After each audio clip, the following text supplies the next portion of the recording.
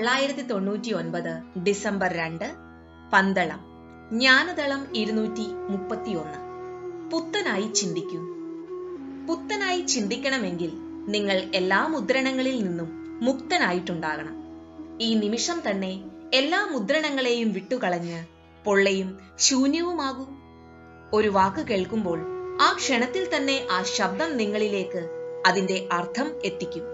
അതുപോലെ നിങ്ങൾ ഇരിക്കുന്നു, നിൽക്കുന്നു, സംസാരിക്കുന്നു എന്ന അറിവിന് സ്ഥിരീകരണമോ തെളിവോ ആവശ്യമില്ല. മുക്തി വേണമെന്ന സങ്കല്പം തന്നെ ഉടനെ തന്നെ നിങ്ങളെ മുക്തരാക്കും. മുക്തിയാണ് നിങ്ങളുടെ സ്വഭാവം എന്ന തിരിച്ചറിവ് നിങ്ങൾക്ക് അപാരമായ ശക്തി, ഊർജം നൽകും. ജ്ഞാനശകലത്തെക്കുറിച്ച് മറന്ന് പുത്തനാകൂ. ജയ് ഗുരുദേവ്.